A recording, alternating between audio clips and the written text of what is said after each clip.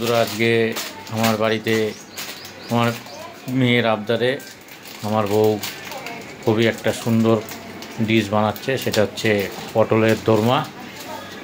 দেখো, প্রতি বছরই এই পটলের সময় আসলেই পটলের দোরমা করবেই। এই যে দেখো, পটলগুলোকে সব ছাড়িয়ে বড় বড় পটল দেখো, ভেতরে সব বার করে নিয়েছে, ভেতরে পটলের ভেতরে সব কিছু।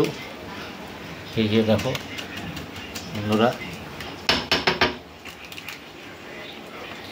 বড় বড় পটল, মাচার পটল বেছে বেছে নিয়ে এসছে পটল দোরমা করার জন্যে।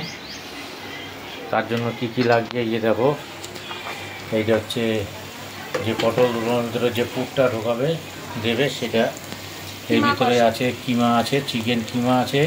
পটলের ভেতরের যে জিনিসগুলো ছিল সেইটাকে বার করে, ওটাকে ফেলা হয় না, ওটাকে পটলের সাথে কিমা দিয়ে ওটাকে পুর করে বানানো হয়। এই যে দেখো, ওভেনে বানানো হচ্ছে।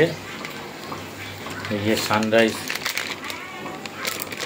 আমাদের যা হয় মোটামুটি মশলা সবই সানরাইজের, খেতেও ভালো, টেস্ট ভালো লাগে। এই হচ্ছে আদা রসুনের পেস্ট, টমেটো আর পেঁয়াজ পেস্ট। দেখো পুরো সব সাজিয়ে নিয়ে রান্না চালু হয়ে গেছে। আমার মেয়ে তো খাওয়ার জন্য পুরো উঠে পড়ে লেগেছে, এখন কিমা কষা খাচ্ছে। দেখো বন্ধুরা, এই যে দেখো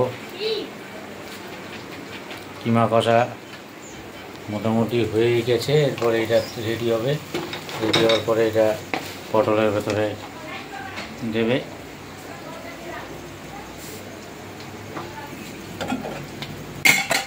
গরম মশলা দেওয়া হচ্ছে। এই যে আমার মেয়ের আবদারে এই পটলের দোরমা করা হচ্ছে আজকে। এই যে দেখো, অলরেডিও কিমা কষা খাওয়া চালু হয়ে গেছে, ওর এত ভালোবাসে। দেখো এই যে বন্ধুরা, যে পটলের যে পুরটা বানাবে মুখে তো দিতে হয়, কিছু একটা আটকাতে হয়, সেটা আটা দিয়ে আটকানো হবে। এই যে এগুলোকে এই পটলের ভেতরে সব কিছু ঢুকিয়ে তারপরে এই আটা দিয়ে আটকানো হবে। এই দেখো, পটলের কিমাটা বানানো হচ্ছে। আমার মেয়ে তো অলরেডি খাওয়া চালু করে দিয়েছে। এই যে আমার বউ খুব কষ্ট করছে। ঠিক আছে বন্ধুরা, বাই। আবার পরের ভিডিও নিয়ে আসবো রান্নার রেসিপি ভালো ভালো।